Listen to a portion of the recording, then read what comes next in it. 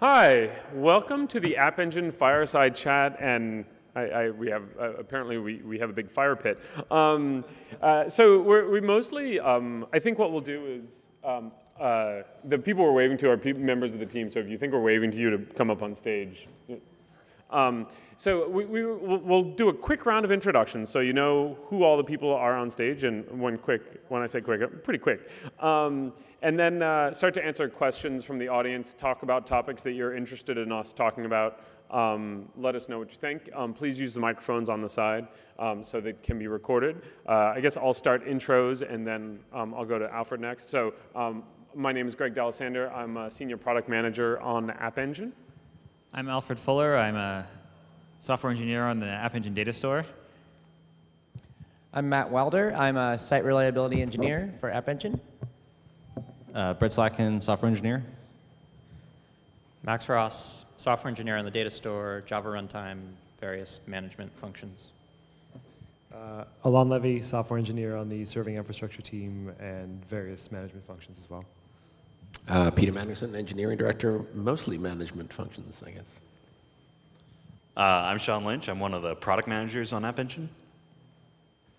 I'm Guido van Rossum. I'm a software engineer on the tools team, and I have an opinion on everything. I'm Andrew Durand, and I work on the Go team. I'm Mike Aizatsky. I'm software engineer. I produce Files API. I'm Nick Verne on the task queue team. I'm Greg Dock, and I'm on the task queue and cron team.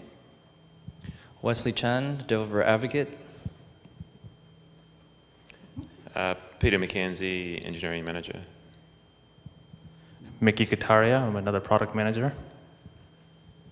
Eric Morse, the odd duck from sales and business development. Justin Ha, serving infrastructure, software engineer.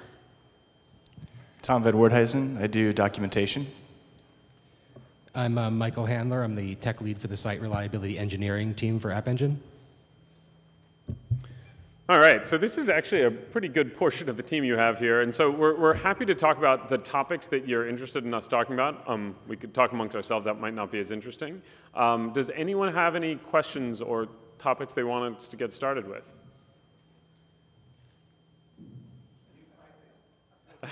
I heard something about new pricing, yes? Yes, there's new pricing. So you might have seen yesterday that we announced that we are going to be leaving preview later on this year, which we're very excited about. Leaving preview also comes with a new pricing model. Let's see, there's a lot of questions on our external list. I guess I could talk about some of those in person if that would be useful. Whoever yelled it out, what sort of thing would you like to hear about? Differences. I can't see who it is who's yelling. There's just the voice back. So the main differences in the pricing model are going to be where before there were free apps and then apps where you could turn billing on. And then you would pay for what you used. In the new model, there's going to be essentially three types. There's going to be free apps still. We believe very strongly that we want to give people free apps they can use forever so that they can get started, they can try things. There are then going to be paid apps. So instead of apps where you have billing turned on, paid apps are $9 per app per month in addition to the usage that you use. But with this $9, you get an SLA, a 99.95% SLA. And then there's going to be Premier accounts, and Premier accounts are $500 a month. You can have as many apps as you want. All of them can. Oh, I guess I should have said that the paid apps you can also start paying for additional usage, so you can start scaling.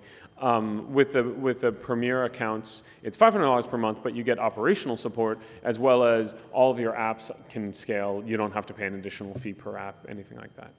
So that's the usage side of things. Then one of the big changes is we're going from CPU hours to instance hours for billing. So CPU hours was essentially is broken into two parts now. Before, what we were doing is charging everyone just based on the CPU that they were using. Now, for your code that's running, we're going to be charging based on the number of instances that are running and how long they're running. And so this essentially, one of the main reasons we did this, and this is something we talked about a little in the group, is right now, because we just do CPU, there's no way to essentially account for people who want to use high memory applications or high latency applications. And so what happens is we just don't scale this. I don't know if any of you have run into this. If your latency is 2 seconds in your app, what ends up happening is it just doesn't scale on App Engine because essentially we don't know how to treat applications like that. So charging for instances essentially now opens up this possibility for everyone who wants to write applications and essentially doesn't want to be constrained by it only has to be based on CPU. They can write high latency applications, high memory intensive applications, and essentially pay for their usage of those. The other thing that CPU hours were used for is for all of the APIs. We've essentially taken those APIs and converted what we were charging before into operations. So before we would charge you some amount of CPU hour per XMPP stanza, and now we just call it a stanza and charge per stanza. And again, this was done for sort of better transparency in terms of allowing people to estimate and figure out what it is they're using and how much it'll cost them to use that. I think I saw a hand go up at some point. Feel free to queue up with the mics, and the questions don't have to be about billing, but they can be. I just have two kind of specific questions. One with XMPP, the stanzas. What about presence notifications? So I think with presence notifications, you're asking about pricing for pricing for presence notifications. What is, I mean, I suspect I know what a stanza constitutes, but I'd just like to be clear on presence notifications that I saw was relatively recently added. If users go on and offline, etc., it's hit the app. So is that additional charge or? We're still figuring out little details like that. That's a great example because it's a very high frequency event that costs basically nothing because there's very little information. So I think that these are the kind of things we're still trying to work out before. Our XMPP person is not here today to talk in more detail about it, but I'm in the middle of putting an FAQ together to sort of post to the list, and I'll add that into it. So just one more small question, and that is currently the HR data store has, what is it, a 3x multiple on API CPU usage. Is that going to be eliminated as well so that HR and master slave are just the same as far as cost goes on the operation? Do you want to take it? Yeah. Yes. Cool. Yeah, we want everyone to use high replication data store, and we've got other things planned that will encourage you to move in that direction. Yes, good things. Yes, carrots. Not beatings or it's good things. Carrots, not sticks. So the growth of the platform is kind of phenomenal. So maybe you could talk about how you're dealing with the technical complexities as well as the growth in your team and how to manage that sort of complexities. Someone from SRE maybe want to talk about some of the growth in technical complexity? Well, probably the biggest example of this is building the high replication data store, right? Something that brings more reliability and more scalability, and one of the things that we learned is when you have a service that's really big, very small percentage errors are really painful to our users. So this was kind of one of the first things that I think that we did to really, address the scalability of the product. Just in terms of growing the team, one other thing I would say is, last year we did one of these fireside chats. I don't think any of our SREs, you guys weren't up here with us. We didn't make a big announcement that, hey, the App Engine team now has SREs, but in the life cycle of a product within Google, that's actually a pretty big milestone because SREs are in very short supply. And so you have to be important to have these skilled people helping support your service. And that was relatively new for us around this time this year. It's probably been, I don't know, closer to 15 or 16 months. Some site reliability engineers. So yeah, thank you. Yeah, come see. Yeah, so there's been SRE engagement with App Engine since January of 2010. And I'm giving a talk on it at 3 o'clock over on the other hallway, Life in Production. And I'm not going to reveal everything because I'll just take over this the rest of this and give the talk right now. Just get it done.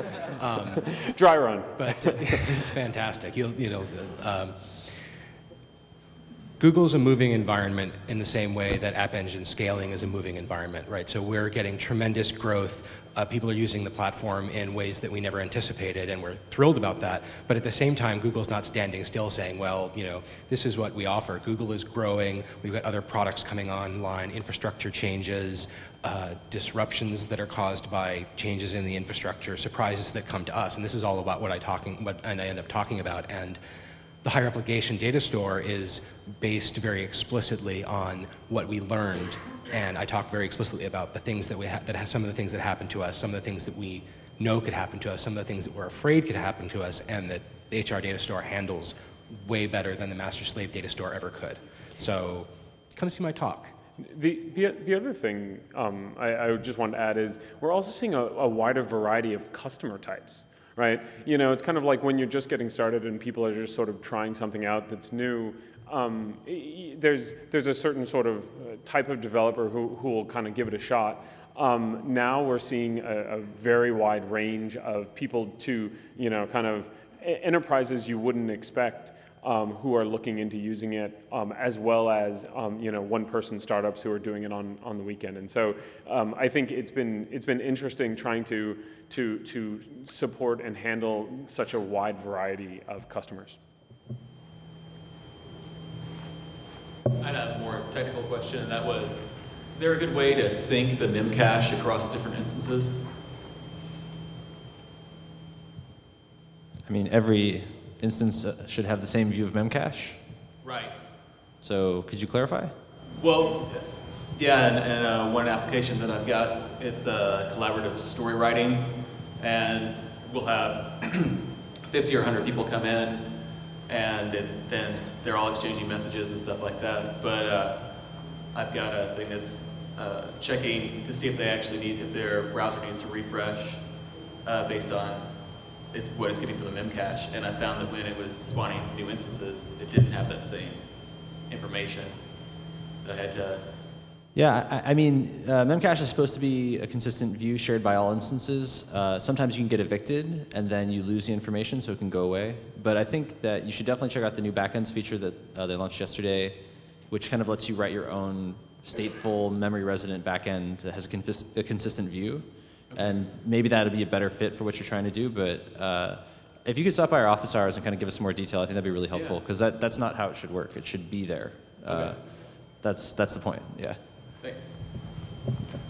I was curious about the integration between Google Apps and Google App Engine, and what's there now, and what do you see as far as being able to access corporate data stored in docs or that's related to Google Apps? We plan to improve that.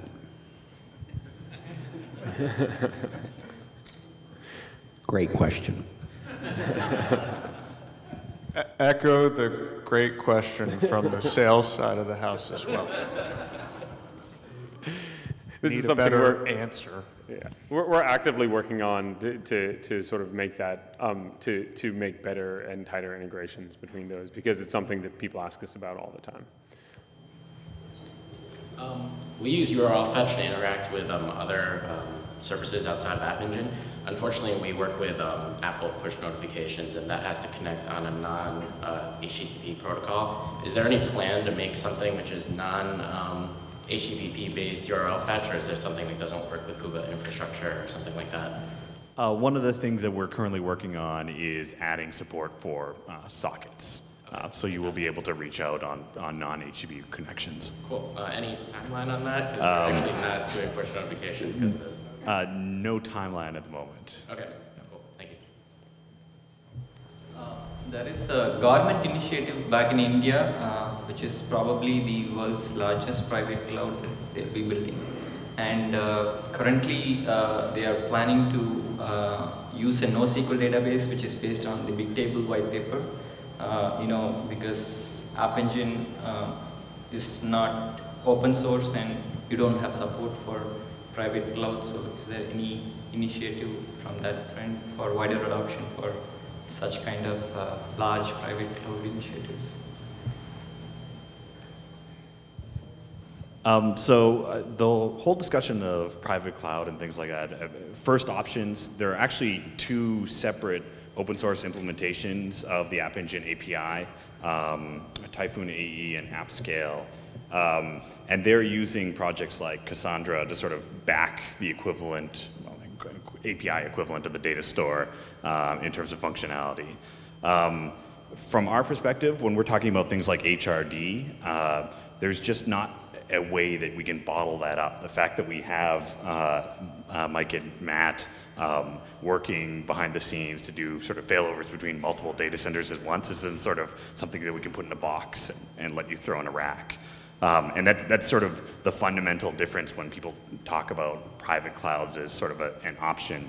You don't have these guys, you don't have this team actually maintaining the data store or the database, whatever technology you choose. So for private clouds, there are a lot of really interesting open source projects in the NoSQL space that provide similar or complementary functionality, but you can't get a lot of the things that the public cloud gives you, especially when you look at examples like HRD behind your firewall. It's just, unless you hire these guys. And don't hire these guys. Don't hire these guys. That's not an option. Google as a company doesn't have any plans to do open source or create services, or other companies creating services around that open source. Well, as Sean mentioned, our APIs are open sourced, and there are two third-party companies that are building App Engine compatible servers. Yeah, I mean, Google, our proficiency is the cloud. That's what we know, and we do very, very well at that. And so that's where we will continue to do very, very well. So one of the great things about App Engine is if there's no traffic hitting it, you don't have to pay. Will the change to instance billing change that? Like, for example, if I have warm instances, am I being billed for that? So with the, one of the things, that, again, on the external list we talked about a lot, it's still designed to be pay-as-you-go in terms of if there are instances serving traffic, you're paying for those instances that are serving traffic. One of the things that we have, and there was a talk about this yesterday, we have a scheduler which essentially decides how many instances should be running based on the amount of traffic that you have coming in. And that's what essentially spins up new instances when the traffic demands it, and takes down instances when the traffic's no longer needed. We're in the process of essentially improving that scheduler, or to be more precise, making that scheduler fit with the instance model. And so that essentially is going to choose how many instances you have running. But the point is, for instance, if you have no traffic at all, you shouldn't be paying for instances unless you've made a decision that you want to have instances running just in case new traffic comes along. But again, that would be sort of the decision you'd make of, I want to leave instances up just in case new traffic comes up. Does that answer the question? Great. Should we expect to see tighter BigQuery integration? I'm sorry, say that again? Should we expect to see tighter integration with BigQuery? Ah, BigQuery. Anyone on stage who can talk to that? So I think the short answer is it's definitely an area where we're looking at. You probably saw the Google Storage announcement yesterday as well. And all of these parts we definitely want to and are working on playing sort of more closely with. As I'm sure you're used to hearing this answer, we can't give timelines as to when they're going to be done, but it's certainly absolutely on our roadmap of things that we're looking at doing, is integrating with some of the other sort of cloud services from Google. Yeah, another way to answer that is that we want all the integrations, right? We think all this stuff is really cool. We'd like to have it all integrated. It's just a matter of prioritizing everything against stability improvements and other things like that. So yeah, we definitely want it to happen. Yeah, and that's really the gist of the question is, it's priority for me, but Yeah. SSL is a higher priority on our list right now. The ability to have an App Engine application as an input source to analysis is certainly something that we're looking at as a use case for the platform. I was just going to add that I think also a lot of this falls under the OAuth 2 kind of heading. So we're starting to deploy OAuth 2 for services, which makes these integrations a lot easier. The docs integrations that someone else asked for about earlier, using the Google Apps or Google Docs APIs, it's hard now for a variety of reasons. One of them is auth. So authorization authentication is hard. And OAuth 2 simplifies that a lot. So as we move more and more of our services to use OAuth 2, then stuff like integrating App Engine with BigQuery or App Engine with Google Apps will get easier. So we're the other auth teams at Google have been laying the foundation to let us simplify the problem. So I think that's kind of a bigger picture answer too. Right, and I think that'll help. But that being said, we also want to make sure that it's easy to run App Engine with non-Google. I think we try in general not to do anything too crazy custom just to have a single point of integration. I think we do in general, as much as possible, try to make the integrations sort of generalized. And so, for instance, OAuth 2 is a great example of that. OAuth 2 is something that parts of Google are moving to, and so it'll work well together. But it's also something that third parties outside of Google can use OAuth 2, and then will work well with them too. Thanks, gentlemen. Sure. All right. Thank you very much for the App Engine. It's a really fun platform to develop with. My question is that in the last 2 days, we've seen a lot of very new stuff that is going to make the platform way bigger and maybe less simple. And one thing that I've noticed with the App Engine is that there's a very good best practice, but if you don't follow it because you don't know it or whatever, and then you push to production, migrating data or anything is kind of complicated. So my question is, what resources or guidelines or ideas can you give us so that we can keep up to date with the best practices of all this new stuff? Just reading the mailing list? I can answer unless somebody else wants to. The mailing list is good. Our blog is good. A number of our dev advocates and DevRel people also blog as well. So I think our documentation is excellent. Right, so the documentation is fairly sparse, but it's enough information to get you started. So part of the members of the developer relations team, our job is to take this stuff and build more realistic examples that you would use. So keep an eye out for blog posts as well as articles under the documentation that give you more of that. And we're also working on a best practices article as well. We also have been talking for years, having some kind of community-driven documentation project like Wiki. Unfortunately, we're busy with SSL stuff and other things. So if you guys write App Engine app, which is a wiki, we'll be happy to contribute there. If someone tells me, hey, we need 2 lines about best practices to use Memcache, I would just go and write something. And so just collaborate together, guys. Give us a place to contribute that kind of best practices. And 2 things. First is that we're planning some specific best practices documents, one related to security. I'd like to take some of the stuff that Guido and Justin talked about in their scaling talk yesterday, create a document about best practices in regard to scaling. Second is that if anybody wants to actively contribute to App Engine documentation, we're looking for another writer. So if you'd like to write some best practices documentation, please see me after the talk. I should also add that as you see places where it's a little murky or it's not clear what the best practice is, please come on the forums and ask a question for clarification and things like that. There's a lot more of you than there are of us, and so when you point out something that we can take a look at and provide a succinct answer to, it's pretty helpful. And we do monitor the forums and respond when other people aren't responding or when it's important for Google to respond. But yeah, I would say the 2 main places to look are our blog, which is quite active, as well as the forums. All right. Thank you very much. What sorts of services are you looking to provide in the $500 a month kind of enterprise tier? And as an agency, we're kind of continually running up against like 10 apps per user account. Is that the sort of thing that would go away once the pricing's in place?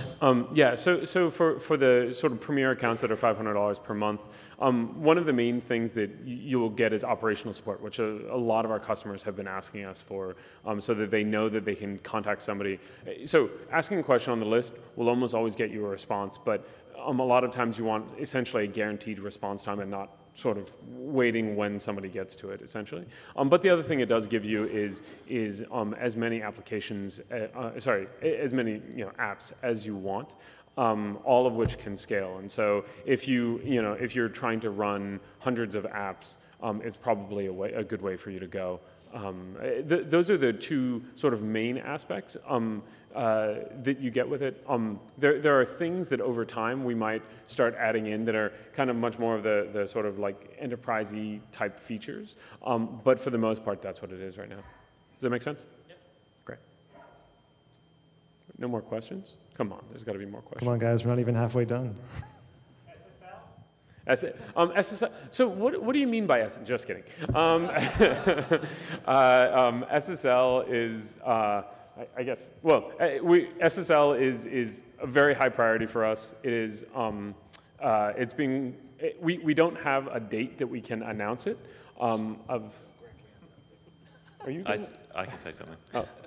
So I'm responsible for SSL. I was just trying to protect him. That's all. I was trying to. We are actively working on it and making good progress. We can't give a date, but it's certainly high priority. To be honest, we would have liked to have launched it by now, but it's certainly foremost in my thoughts and in the thoughts of several other of my team. Two things would speed it up. Get everyone to install an SNI browser. So, upgrade everyone to IE9 or Chrome or whatever. If you could do that, that'd be cool. Other thing is, everyone move to IPv6. That would also help us get this shipped sooner. So if you could help us out there, that'd be great. We're working on our side. Is there a way to do the first with graceful degradation? No, you get this warning prompt that says you're going to die. I mean, it doesn't work. Yeah. So that's a problem. SNI, if you don't have a browser that's compatible with SNI, then you can't use it. It looks like you're being phished or hacked or stolen from. www.domain and then do a little browser test and direct to app. You can't even test. It just freaks out when you try to get somebody to go to a site that it just rejects it outright. So that's the issue. You can't even test for it. I'd just like to say operationally that I'm thrilled that all of the mistakes we made with HTTP, we managed to make again with HTTPS as a community. That it's great because it means full employment for me. So when we're designing protocols, let's keep it up. Make the same mistakes over and over again. And I can't wait to have a funeral for all of the hacks that we need system-wide to deal with this. Good time. There are a lot more questions now. So you guys just announced support for Go. What other languages would you like to see App Engine run on? What would we like to see? Or what would you like to see? Yeah, exactly. Yeah. We don't really matter in this equation. Well, Guido, you got what you wanted. Right. Okay. So definitely Python 3. So we've one or two people might have asked for PHP. I don't know if have we heard. Just kidding. Yes, lots of people ask for PHP all the time, and that's certainly another language we know people are asking for. I think people have talked about like Node.js, that sort of thing. We announced the Go, the experimental Go runtime, which we have Andrew here from the Go team who can answer questions about that if people are interested in asking about that. We don't have any other runtimes we can announce at this point. Would you support languages that weren't internally used at Google? Would we? Sure. I mean, there's nothing to stop us from doing that. Again, it's a matter of prioritization against integrations and all these other things too. And for just a quick comment, for those of you who've been paying attention to our public roadmap, Python 2.7 is on there, and we are working on support for 2.7. Yeah, so I wanted to respond to the notion of if it's got to do with internal languages. It's not that there's a policy that we're not going to support other languages. It's that we have a Go team internally, and we do Go work internally. I'm hoping that we'll be able to figure out ways to allow external communities to participate in adding more languages and so forth. We'll see what happens down the road.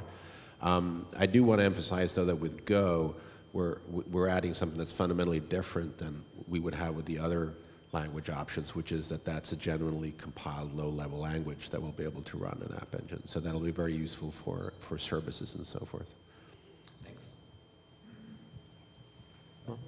I was just going to say that it was actually at the Go team's kind of impetus that we started this project, and we didn't kind of detract resources from the App Engine team proper and pull their engineers onto it. It was actually, we got more people on the Go team and expanded our efforts to make this happen with the help of the App Engine team. So none of the bugs on the issue tracker that you're feverishly waiting to be fixed didn't get fixed because of Go. So don't hold that against us.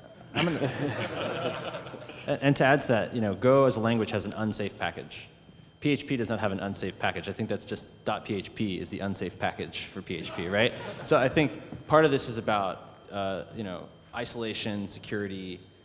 When people say PHP, they don't mean the language. They mean the environment. They mean it running in Apache. They mean a very specific set of C extensions that are community-driven. So I think that if you try to understand how easy is it for a language to be brought into App Engine, you need to think about the full picture of what it means, right? A language is not just a language. You've been able to run PHP as just the pure language on App Engine through Quarkus, through the Java runtime for a very long time. But that's not what people want. And that's not what they consider PHP.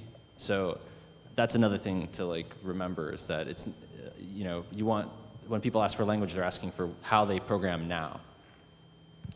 And the other thing to keep in mind is that we'd like to have all languages, but the whole, I'm part of runtimes and API teams, as we call it, but the whole process does not scale. So just let me give you a picture now. When you want to implement an API, you have to implement backend. You have to implement API in Python. You have to implement API in Java. You have to implement API in Python developer server, and you have to implement API in Java developer server. Now the Go comes in, so you now have to implement a Go API. Fortunately, they use Python developer server, but every extra language adds a tremendous maintenance complexity for us, and the whole process does not scale. If you threw in 5 languages more, we'll be busy 100% of the time just catching up all languages with each other. So we'll have to stop somewhere, but we definitely would like to see more languages. And just wanted to add, in late last year, we added a feature to the Go website which allows you to run arbitrary Go code in a sandboxed environment on Google servers. And so we have the Go expertise on the Go team to make that happen, and we already demonstrated that we could do that. And so taking that sandbox and showing that to the App Engine team and saying, hey, we've already done this, it was much easier for them to take us on board than to look at a totally unfamiliar language which we don't have domain expertise in and try and approach that colossal problem. Are there any plans to support sharing a data store between apps? Yes, we talk about that all the time. I think I've probably even answered that same question up here in years past. But it's actually getting closer to becoming a reality. There's some infrastructure improvements that are going to make that a lot easier for us. It's somewhat similar to what Brett was talking about with OAuth, although the details are different. But there are pieces that make it hard today that are going to become easier very soon. You may have seen, well, actually, I don't want to get too much into the details of it, but the types of things that we have in mind are the ability to use the same data store service API that you're used to in whatever language that you program against, but have some way to have those calls just transparently redirected someplace else. And we got to get the plumbing right, and we got to make sure that we are connecting things in a safe way. We got to get the apples right. I think we understand it pretty well, but we need a couple of infrastructure pieces in place, and then we need to prioritize it appropriately. But it's closer this year than it was last year, and we do have some very concrete ideas about how this might work. That's the best I can tell you. Just Just a quick question about SSL. How will certificate management work? Will it be bring your own certificate, or does Google have a CA that'll issue? It'll be bring your own certificate. Okay. Yep. You'll be able to upload your certificate, and we'll serve that for you.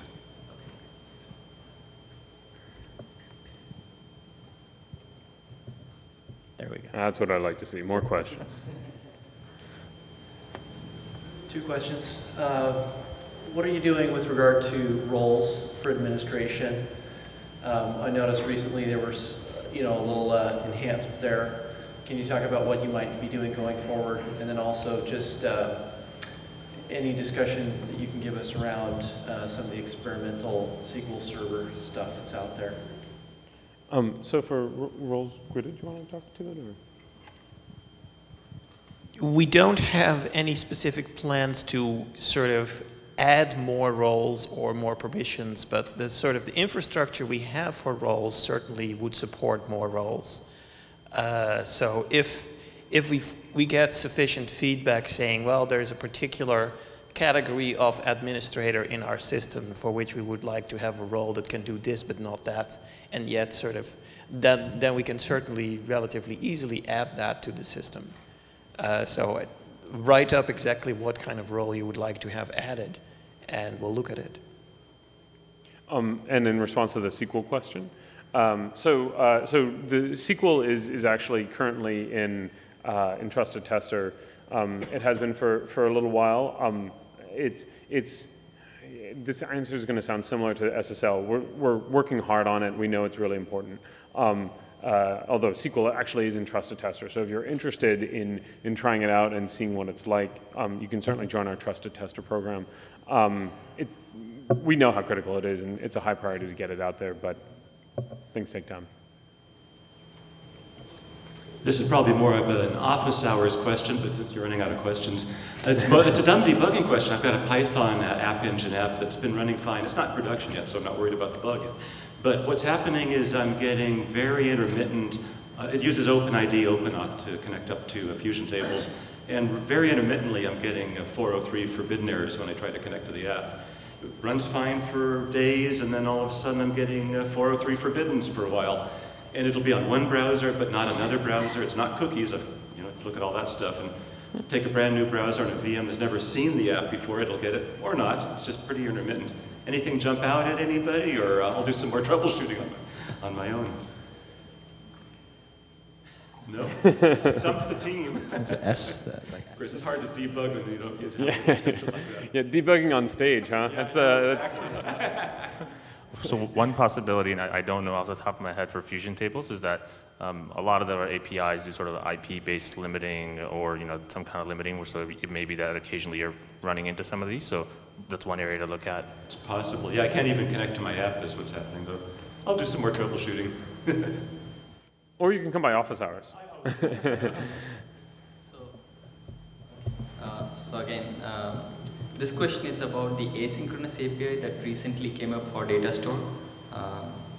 This is currently in Java. I want to understand whether it's there in Python already, and a follow-up question as to whether there is any overhead in using async API.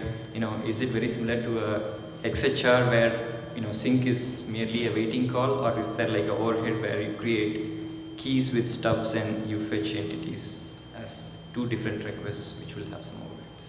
So the async API for Python is out. Oh, it's okay. Was that 1.5.0? 1.5.0, yeah. Yeah, it was out in 1.5.0. It's in every level, so it's in ext.db, it's in datastore.py, and even lower. So I recommend you check it out. And the synchronous calls call the async calls and then call block. Okay, so no overheads. Yeah, you should totally use it. It's awesome. Any word on expanding the 1 megabyte limit for entities? Mag's like, who can I? We've got some ideas about how maybe we could split it up, but we have some internal limits on transaction size that we would need to clear out first, and those are limits that are not just in our layer, but in layers that go further down the stack. So we would love to get rid of that one, but we've got our work cut out for us to do it. I'd just add that Mike has deployed the file API. Just came out. It's still experimental, but it's deployed in the Mapper framework, mapreduce.appspot.com, and it solves this problem for me. I've been doing a bunch of things with it where I have to write 100 megs of random data and then index it based on other properties. So that's what I've been doing. So the size of my entity only really needs the blob key, blob reference property, and then a bunch of other stuff. And that scales out as big as I want. Because of relation indexes, I can go as large as I possibly could imagine. So I think that it requires you to kind of move things around a little bit. But I don't find this to be a problem anymore because of the file API. So that's still experimental, but I encourage you to try that and to use that instead. If you need your indexes to be larger than 1 meg, you can add multiple child entities to do those queries. That works really well. If you need even more data to be indexed, maybe the full text search thing that they were talking about earlier today is a better fit. I don't know beyond that, but that's how I've been working around this, and I've had success with it. So are there any plans to allow like copying an app, like in production, including the production data for like testing purposes? One thing you can... If you open, if you deploy at least one Python version, which might be absolutely empty, then you're going to have the data store admin pages. And there is a function, two functions in data store admin right now. The first one is to delete data, and the other one is to copy data. So you could set up another app, open remote API. There are like some instructions how to do that, but you can actually pick like these entities and copy them over, and it will start the Mapper project, Mapper job, and it will copy the data to the other app. You can always, and it's going to overwrite data, so you can actually catch up on changes, whatever. Thanks. Just as a side note on that, I think we often get questions about sort of what's kind of the intended deployment process for App Engine, right? If you want to have like, a dev app, a test app, and a production app or something like that. And this is something that we've been talking about, sort of putting more effort into around trying to again prioritize against all the other stuff too. But just because I think this question comes up a lot because I imagine that's what you're trying to get at, right? Is like you want to sort of have a clone of these things, and if you use live versions, then it's all in the same data store, and so you want multiple apps. And so we'll look into sort of figuring out what the right way to do that is, and then sort of making that easier and making kind of the tools. We might try to do a best practices before that, just so that people are sort of heading down the right path. So in terms of copying data from one application to another, this is the primary way we're working on having applications migrate to high replication, because we have to copy your data from the master slave data store to the high replication data store. And so we're hard at work building out the tools to do that. It's very likely that those new tools will be able to use to do other sorts of migrations as well. Peter, did you have something? Well, I'm not sure I'm answering the same question, but in terms of testing and different app versions, namespaces can also play into that and how you manage your rollout process.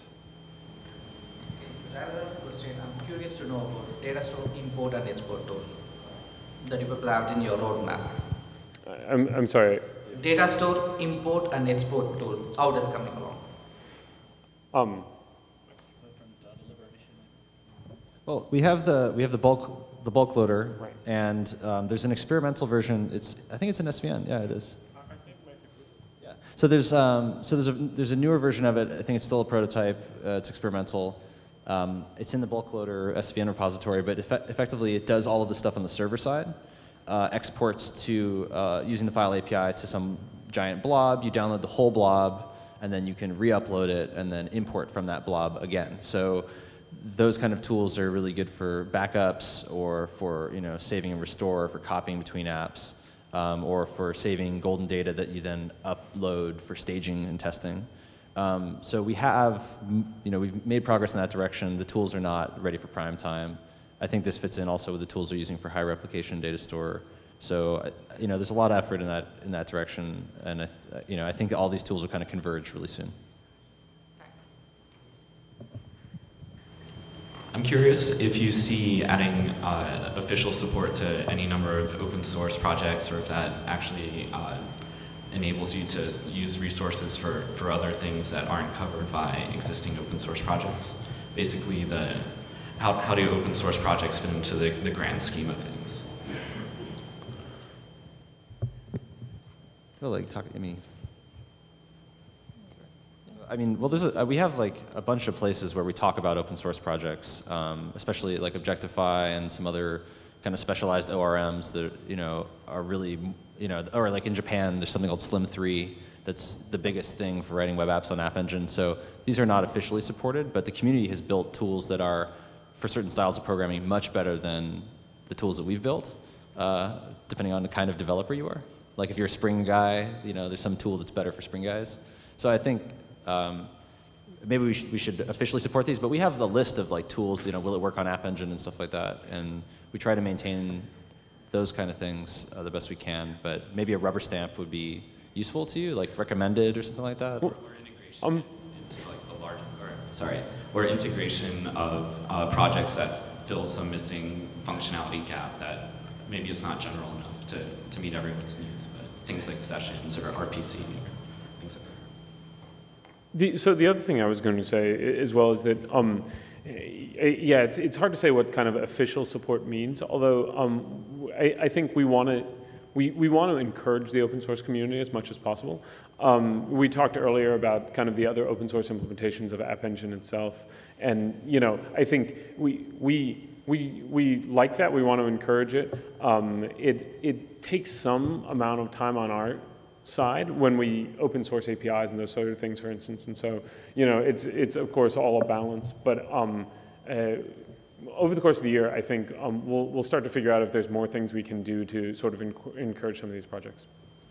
The one thing which I wanted to pitch, like my own 20% project is I wanted to create, and I still want to create a open source community for those smaller parts which do not have their own project, and I call this App Engine Afterburner because Afterburner makes you run faster.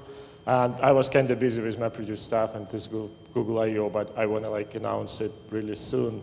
But it's not going to be the place for us. It's not going to be official support. We just want to have one single space for people. If you've got some useful utility, there is a place to go to look at or a place to contribute it to. Yeah, so I want to announce it maybe a month, maybe something like that. Okay, great, thanks. Okay, if I want to use my new Chromebook for development of App Engine in the cloud, do I have any options for that? I think it's Control-T. It'll go to the shell, and then you can just... No, I'm kidding. There will be something. It's not ready. There's a couple of third-party ones are available right now, too. I think Cloud9 just launched sort of an IDE, and they do deployment into App Engine. I think if you look around, there's actually a couple of different options that are sort of cloud-based or web-based development environments that will sort of hook into App Engine.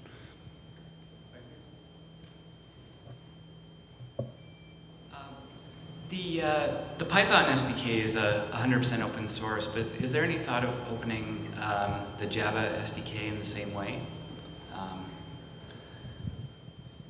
Yes. I believe with 1.5.0 there's a little bit of it that's open source, and I think you can expect to see a lot more in the next release. Okay, great. So yeah, we want all of it open sourced, and it's taken us a little while to get our ducks in a row, but just that little bit of open source in 1.5.0, that means all of the hard work has been done, and now we've got some busy work to do to get the rest of it out there, but it's coming. Okay, great. Yep. One plug is that the Go runtime is already open sourced, so they beat the Java guys.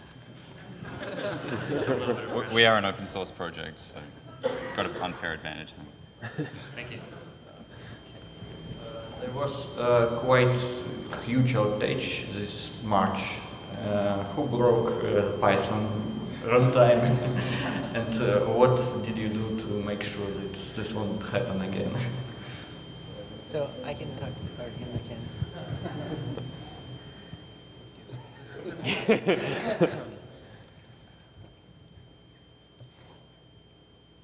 There's always surprises coming, and you should come to my talk.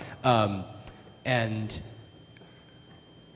things break in ways that we didn't think that we ever had to monitor. And the first thing that we do the minute that something happens that we don't expect after we fix it is we say, okay, how can we detect if that would happen again? How can we detect those classes of problems beforehand, before it hits production? How can we detect that in Devel, in QA, in our early internal instance, so that we find that beforehand and go, wait, stop, we broke that, and let's not make that happen to production. And we have really good coverage, but reality is always ready to surprise you. So, I mean, that's unfortunately as much as I can say about that particular incident. So. There is also a public postmortem. I'm assuming it was like the March 8th. So there's a public postmortem that we posted as well. Yeah. So I don't know if you got a chance to see it, but it took us a little bit longer than usual to get that one out there. But we take these public postmortems really seriously. We're not trying to blow smoke in anybody's eyes. If you think that we are not being transparent enough, we want to know, because we want to be as transparent as we possibly can with you about what went wrong and what we're doing to prevent it from happening again. Is there any specific reason why the planned outages are always at like 5 p.m. in the area most of your developers would live? Like it's sort of like the middle of our workday, and like sort of affects our revenue at a very serious peak time for our users. That sounds like someone not running HR. I have, I was going to say two things. One is you don't have to worry about these if you use HR. Two is that the procedure involved in performing that maintenance, we talked about this a little bit in our HR Data Store talk, requires an engineer to do a whole bunch of very specific steps, and we don't want to be up at 5 in the morning. Also, there are things that can go wrong, so we want more than one person around when those things happen. We also are, people are using App Engine across the world, and so it's always going to be inconvenient for someone. It's always 5 p.m. somewhere, right? Also, the data store, which is what causes these planned maintenance for the most part to take an hour, as we talked to this morning, is uses common infrastructure. And so if something goes wrong, we want those teams to be available and around to make sure that you experience as little downtime as possible in those rare situations. So one of the reasons why we do that is because it doesn't just involve us, it involves a lot of other teams. And in those times, they're more available than they would be if we did it at midnight or some other time. Thank you. I'm just going to plug the HR Data Store again. I have two apps that are very dear to me that I run. One is on Master Slave, and one is on the HR Data Store. I launched something on the HR Data Store an hour before the maintenance this last week. I didn't even know. I had no idea. And I'm pushing code and doing everything. So I think that I've just forgotten about it. Meanwhile, I'm getting paged on my phone because my other app was having some issues. So I think that, just in my own experience, it's totally changed my frame of mind to have the HR Data Store. I've had to work around the ways that it's different, but you really should see if you can move to it. It's not a gimmick. It's really serious what it gives you. I have a follow-up question. I'll let them go. This is a question on OpenID implementation on App Engine. The single sign-on for social networks like Facebook and Twitter is very smooth if you really look at it. But the OpenID implementation for Google, it's a little shaky. Probably because Google accounts and the Google app, there are two different logins, and if you have to do a single sign-on. So Twitter's OAuth and Facebook's OpenID. Right. Oh, sorry. Yeah, so I meant single sign-on, sorry. I'm saying they're not, right? So could you be more specific about what's the... So for example, if you have button, once you have logged into Facebook, you don't have to really worry about when you go to a different site, click on if you have already logged in. But in Google, you don't know whether you're in Gmail or let's say you're in a domain like Orenscape. You don't know which one you are in, right? So this is by design. This is because if it weren't like that, if it were passive login everywhere, then people could drive by, steal your information. So they could put a widget in the bottom of a page, and you go to the page, and then you send a request off to their site, you're automatically logged in, and now they know who you are or your ID, et cetera, et cetera. This works great for Facebook and for a lot of single sign-on things because they're the center of it, so they are okay with that. Publishers cool with that too. But if you apply that to every App Engine app, and there's 200,000 of them, then you've got a security problem. And so I think that we're trying to strike the right balance there. If you can think of some good ideas of how to work around that, we'd love to hear them. But that's, I think, the best balance we've been able to find. Specifically on the OpenID implementation, we've got some, I don't think they made it to I/O, but some changes or some new features coming along that way that should also smooth out some of the integration bits. So that might help you address your problem as well. When you're deciding how to price App Engine, I'm curious, going forward, how do you view the typical customer of App Engine, given there's an enormous variance in price sensitivity between the enterprisey folks that would be otherwise spending millions of dollars on Oracle, and then the other people that are writing the Facebook Fad of the Week app? So we're relatively transparent about that by our sort of 3 different usage types of free apps, paid apps, and Premier accounts, right? Where we really sort of thought about it from the perspective of free apps are designed to allow people to try out App Engine if they want to try out App Engine, or if they want to just use App Engine for a long period of time without paying anything. It's designed to do that, but you get to a point where there's you're all trying to run businesses, and we're trying to run a business as well, right? And so it's the paid app is then for kind of the profile of it were sort of small people. Not small people, but small businesses, like a couple of people who were looking to run their apps, but don't necessarily need operational support. It's okay for them to go to the list. $9 a month, and I think somebody on the list said it was 2 cups of coffee a month. Actually, these days, depending where you go, it's 1 cup of coffee a month. But the goal was. It's important that there's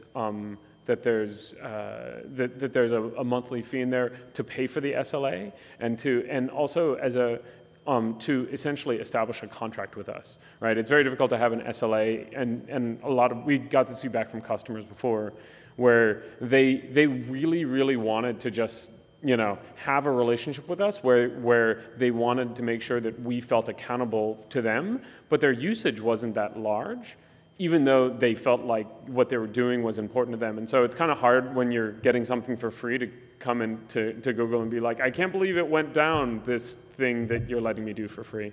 So the paid apps are really for sort of small businesses, and then the Premier accounts were for enterprises, large businesses, or even like consulting organizations, those kind of people who are just using a lot of apps to do a lot of different things.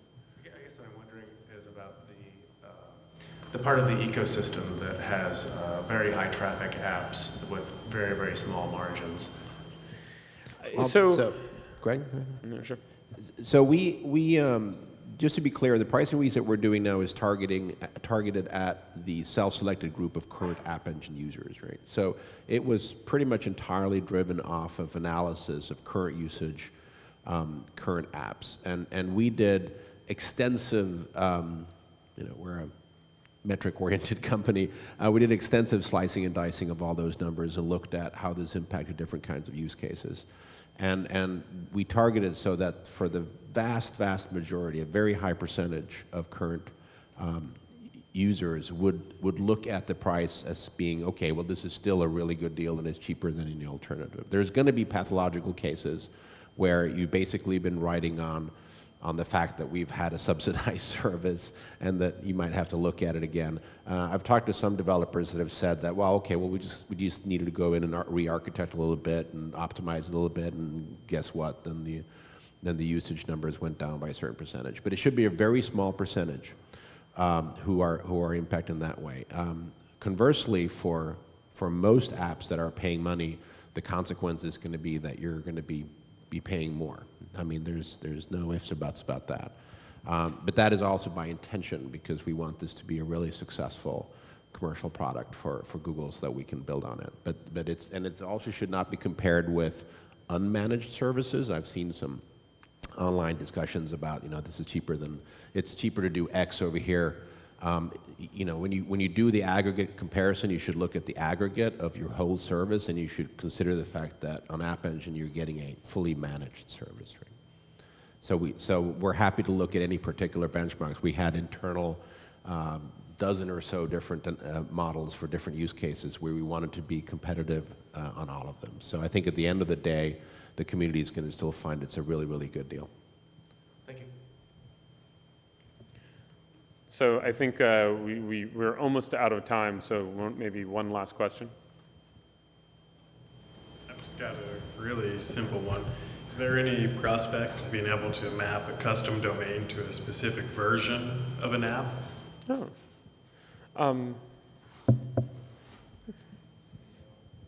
Not at present, no, but that's a interesting feature request we can look into. Yeah, exactly, or have it mapped to a backend, or have it something like that. Right, yeah, that's definitely something we'd like to look into.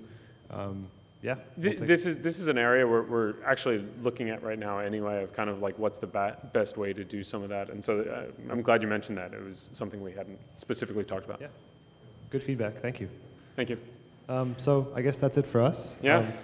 Thank you for attending, and feel free to find any of us afterwards.